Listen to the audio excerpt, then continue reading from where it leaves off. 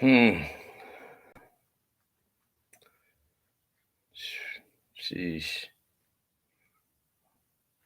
Oh well. Hey, how's it going? I'm back, and thank you so much for coming. Today is Friday, so you know what that means. We got to pull out the wine, right? This is actually sherry. Well, sherry's wine, sort of fortified wine. Okay, so I've decided I'm going to collage over this, and I rounded up a few papers. I did have a lot more than I do have. And I'm going to be fixing the papers with the gloss medium and varnish. It's very versatile. You know, you can use it as a gloss medium. You know, you can use it to make your paints transparent, to give them a little bit more sheen, and you can use it as a varnish as well if you want to.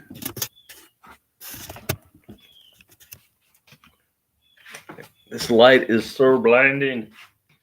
Okay. I want to make sure I get the whole painting if I can. Well, that's 99% of it. I guess you can't see this corner.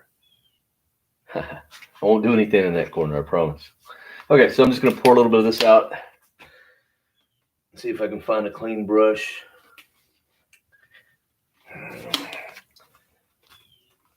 I think this is still usable. I hope so. If not, I'll have to use Elmer's glue. Yep, you can use Elmer's glue. It's probably better not to, but I mean, I don't know for sure. I mean, I guess it doesn't matter.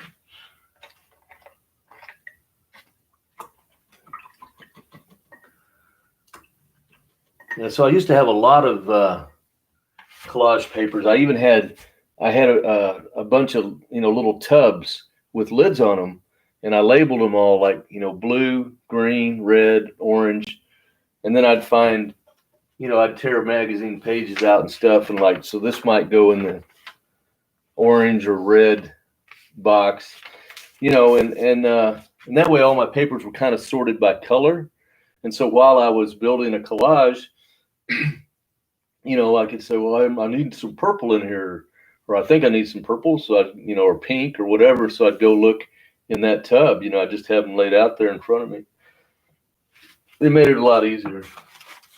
But I don't know where I put the tubs. Somewhere out there, somewhere out in the studio. I don't even like going out in there now. There's so many spiders, and I don't know what. There might be snakes in there. I mean, that's my big fear. That is my big fear, is that somehow snakes got into my studio. So this is just brown paper sack that I marked up.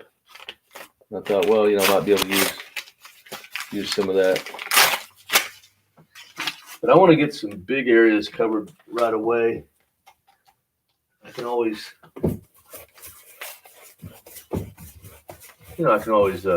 cut back into them or whatever. But I don't want to spend 3 hours with little bitty papers. I usually try to get whatever adhesive I'm using on the canvas, on the support. It doesn't have to be a canvas, and the papers as well. As you already know, I don't worry about them wrinkling. I would prefer they didn't, but I have not mastered that technique yet. So in the meantime, I don't worry about it.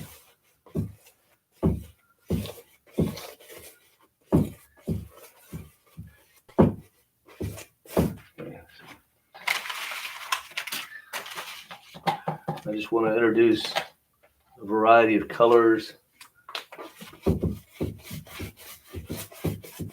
and textures. Yeah, I should have poured out that whole bottle, I guess, pretty much.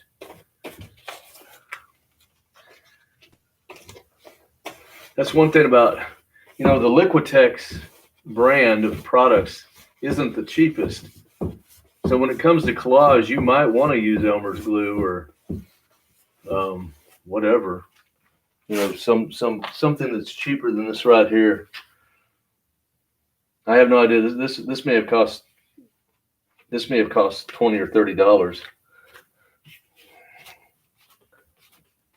I don't know. It might have been more than that even. Oops, sorry about that. Of course, you can thin this out too a little bit because you don't really need it full thickness. So I'll just pour a little water in there, a little dirty water. Yeah. Okay. I think I'll just kind of cover this whole thing pretty much. Whoops. Except for that corner. Yeah, so you can't see that corner. So I won't paint nothing down there.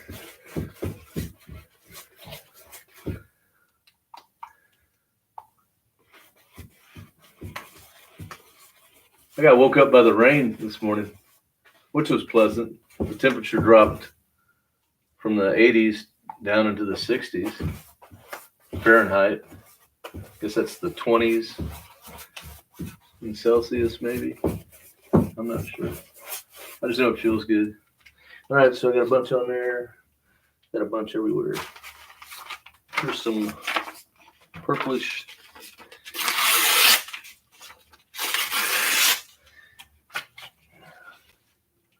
Oh yeah, already. You know what? Well, too much.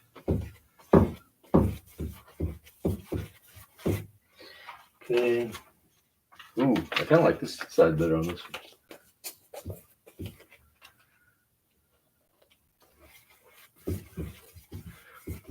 See, when we, towards the end, it's like just pieces of this will be showing, and hopefully it'll look interesting. It might not. I don't want that. Don't want that. Put some white in there, maybe. So you can collage right over other pieces. Just breaking up the space. That's all we're doing, really. And I might even flip that over and just use the brown. Well, I'm splashing this all over the place. Do not wear I used to go to a lot of workshops, and a lot of the attendees looked like they were dressed in their Sunday finest, just, their go-to-meeting clothes. And I was like, man, what, I'd wear, I'd go to Goodwill and buy, spend $3 or $4 on pants and shirt, and wear something that I literally didn't care if I ended up throwing it away. Because then you got the freedom to just, splash paint around and not worry. If you're wearing nice clothes, subconsciously you're going to be thinking about not getting anything on your clothes. Everything's kind of straight, so maybe we'll start making some curves and stuff like that. See, from any distance, none of this is going to be recognizable as what it is. If they get up close, they go, "Oh, that was," that's how collage works. So everybody knows that. I did a painting of Gandhi once, and the only way you could tell it was Gandhi was from a distance. When you got up close, it was like there wasn't any detail, and it didn't. People were like, "What is it?" But if they stood back 10 feet, they go, "Oh," it looked like Gandhi, but.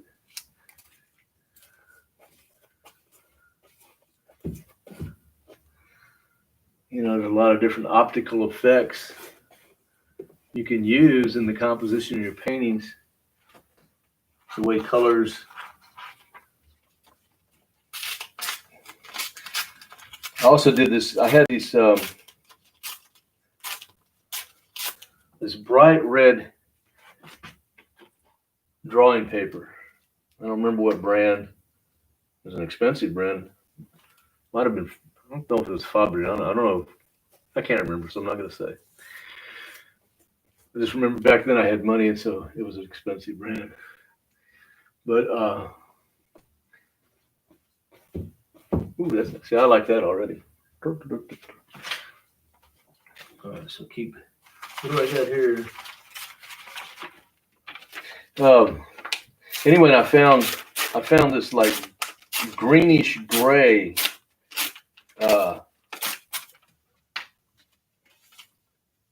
Greenish gray chalk. Well, I guess it's pastel. Some kind of pastel. Chalky pastel thing. I like that side better, I think. Yeah, I like that side better. And I already knew, I mean, green and red are complements, obviously. So I knew that there would be a tension. But it was, I mean, optically, it's like the painting vibrated. I don't know if you've ever seen, like, maybe you've seen shirts or stuff where it's like, it kind of looks like it's like the shirt is vibrating because the colors, just because it's like it's tuned in, the frequencies of the two colors that are there, are modulating or something. I don't know. There's some science to it, but I don't know the science. I just know the experience. So it's still valuable, even if you don't know the science. I guess I should take the time to learn why it does that. Wouldn't hurt. I'm going to keep making these kind of half circle shapes or whatever they are.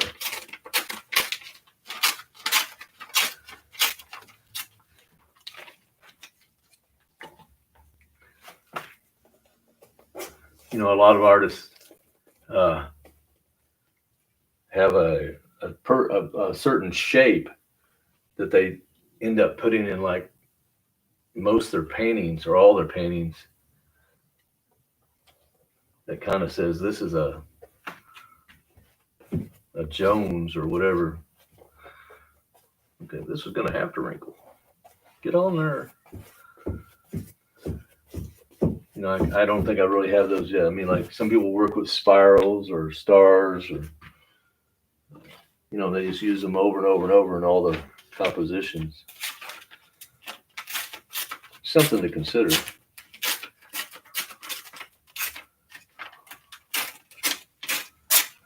Collage is fun because you can get so much texture and everything done so quickly. And there's all kinds of happy surprises, that come out of it. Let's see, maybe right here.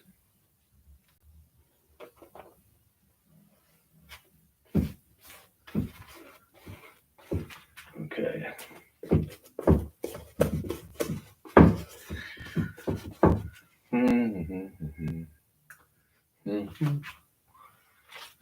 I like these feathers on this chicken. I don't know why. I just think that looks pretty cool. I'm gonna keep putting some of these in there.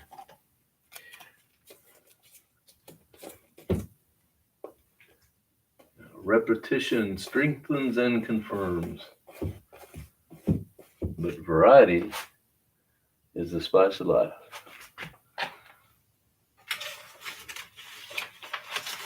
All right, so what else do I got here? These are pickle jars or something.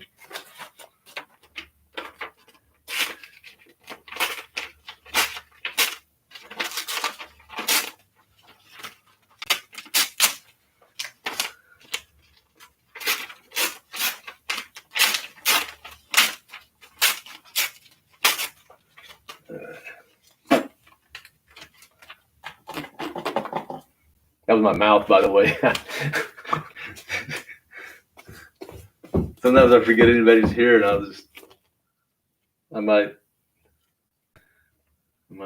might start whistling or making noises with my mouth or something.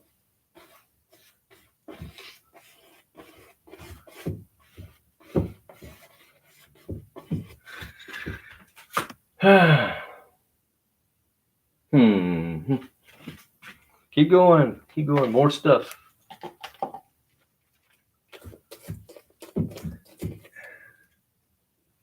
Boom, right up there. Boom. Okay, what else do I got? Do some more down here.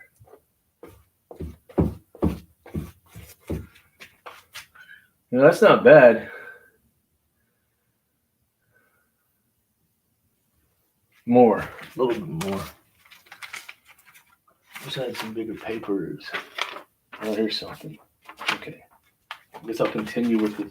Maybe I can actually make a circle. I bet I can if I fold this in half. Here's how you make a circle when you're collaging, if you're tearing. I like to do tearing.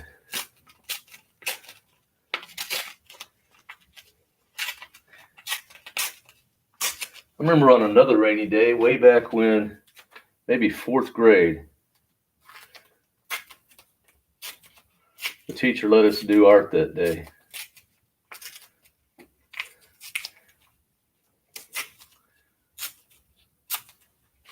And I was doing collage. See, I like that. Look at that. That would look good anywhere. Need a bunch of them. Isn't that cool? I think it's cool. But I didn't use the scissors. We had scissors, but I didn't use the scissors. I tore all my papers. And I just remember I remember I made a dog. And yeah, I know I say that word funny because I'm from Texas. But I don't remember what else was in I made a little scene, you know. I guess we weren't. I think the only papers we had, I think we had some magazines and some. That's pretty cool. I want to do some more circles now.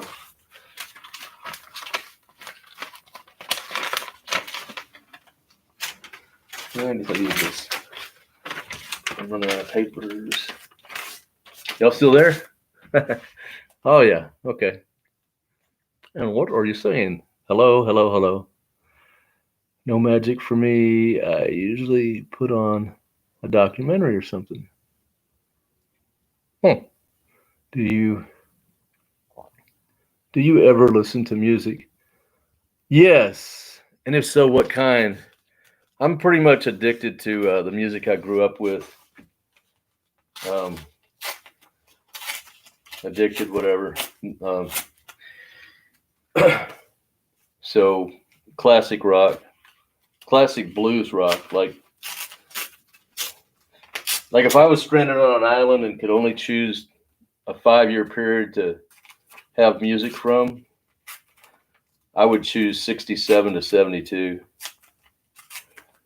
You know, I just think that music was exceptional, but you know, we always see things through the filters of our minds. And we're not always aware of those filters. Oh, and see, then you also make another, that could be a thing, you know, right? Anyway, ta-da. So I realized that, you know, I mean, that probably isn't literally the best music that was ever recorded, but I think it was. I mean,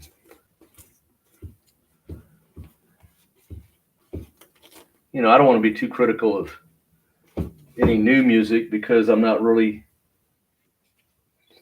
tuned in, you know. It's like I don't, you know, I listen to Green Day and I think I'm listening to new music or Metallica or something, you know, and then I realize, oh, they recorded that almost 30 years ago or 25 years ago anyway.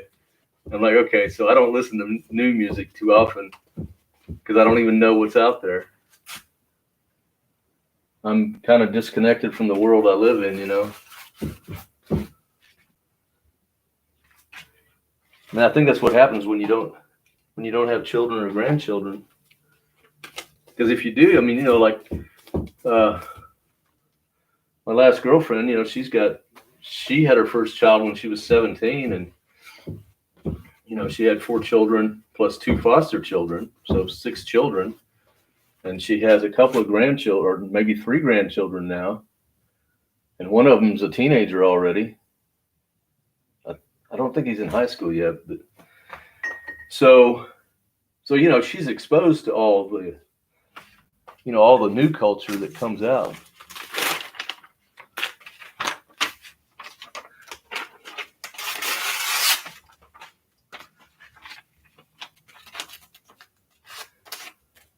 So I'm not gonna pretend that my music is better than theirs or current music or whatever. It's just what I prefer because I guess because it's what I'm used to. And you know how memories come. I mean, music brings in, you know, some music. You know, it's like, you know, it just brings in fond memories, or maybe not so fond. But for me, almost, I don't know, just that period of my life, I guess. Oh, that's kind of, see, that wouldn't. I like this. I mean, by itself, I'd say this over this, right? But when it gets up here, that almost fades into. I mean, there's texture in there, but it kind of looks like everything else that's going on. But that adds contrast. So I'm going to put it on the side that adds more contrast, especially at this point. You know, because at this point I need to start adding some contrast. You know, that's the number one thing when I critique my own paintings. I don't critique other people's paintings really. So don't ask me. Because if I tell you what I think, it's like, you know, wow. Now they're not talking. Now they got me blocked on Facebook. So, you know, there's no advantage to me critiquing your work, right? You know. Anyway, so but when I'm critiquing my own work, and that's really the critique that matters. That's the only critique that matters. And at some point, you have to develop that ability to be honest with yourself. I mean, really honest, you know. It's not easy. You know, remember years ago when I first started painting, I got lucky. I mean, really, I got lucky. You know, the first workshop I went to, I sold one of the paintings that I created. And so I thought, man, I'm pretty good. I'm, you know, kind of got a big head or something. So anyway, you know, it helped me to, you know, keep going and believe in myself and stuff. See, again, I think that's more interesting than that probably on here. Although that's, I don't know, either way it could work. Maybe I will do this side. I wish I could do both sides. Oh well. But anyway, so I'd sold one painting and I thought, man, I'm pretty dang good. And I'm gonna put it on this other side. But I remember having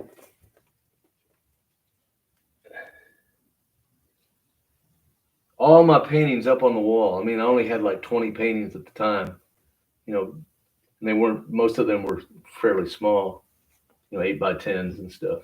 Not just paintings, drawings, paintings, all my artwork, pretty much all 20 pieces, just in my master bedroom, which I had moved the bed out of. I moved the bed into the living room and let the master bedroom be my studio. But eventually the whole house became my studio. But I remember just, you know, sitting there, you know, drinking my wine and just, you know, really admiring my work, you know.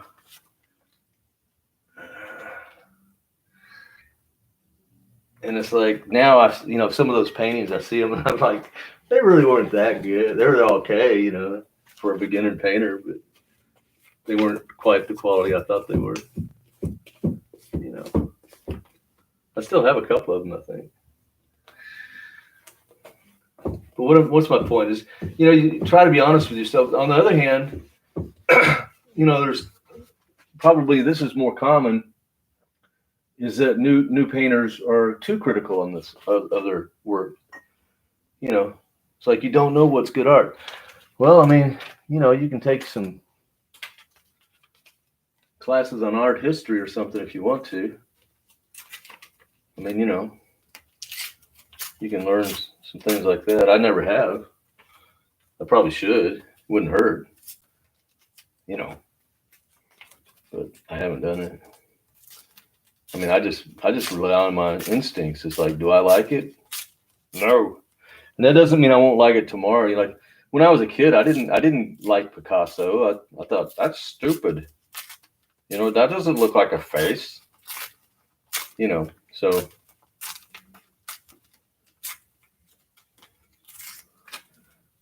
but there was nothing specific that changed my mind. I just developed a different sense of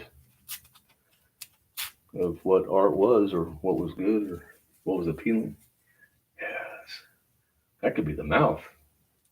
We're going to do a face, right? We got to do a face. All right. Yeah. So, but you got to try at least to critique your own work. And that just comes from living with it for a little while. I could go right there, but I'm not going to put it right there. Whoops. Okay. So this is torn now. That's all right.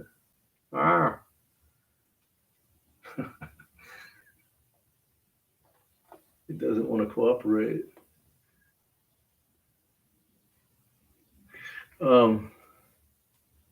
Because in the end, that really is the only critique that matters, is your own. I mean, if you love your work, that's all that counts. Now, if you're trying to be a commercial artist, then that's absolutely not true. You need to be able to paint to satisfy the customers, and that's why I don't like doing commissions, because I really don't give a hoot if anybody else likes my work or is satisfied with it or not. Conversely, if they love it and I hate it, it doesn't matter how much they pay me. I mean, it really doesn't. It's like, I don't want to sell my soul. I mean, I probably already have, but I don't want to. I don't want to keep selling pieces of my soul. I want to do my own thing. That's why, recently I just, like the last year, I haven't really tried. I mean, I've kind of sort of tried to. I mean, I really haven't. I really haven't tried to sell any paintings. I mean, that doesn't mean I won't in the future, but I'm not going to try to rely on it. I like what's going on there. I think I can get a painting out of that eventually. There's just so much stuff, and we'll whittle away at it. That's it for today, I think. I can get back to my sherry. Sherry and homemade bread. Now I got to learn how to make cheese.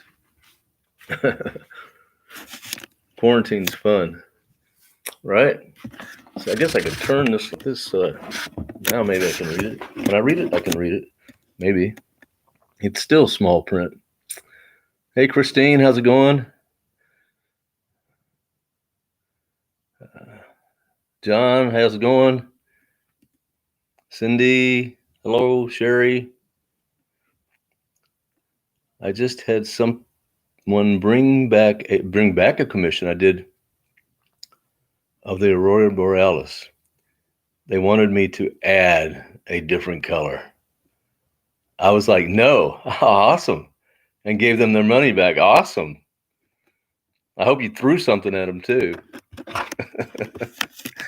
Artists take so much abuse. It's like, I didn't sign up for abuse. I started doing art to escape abuse, seriously, mental abuse, not physical so much. Although some of the jobs I had, were, I guess in a way they were physically physically hard, life shortening, whatever. Hope we'll see more next week. Yeah, I'll continue this Monday. Yeah.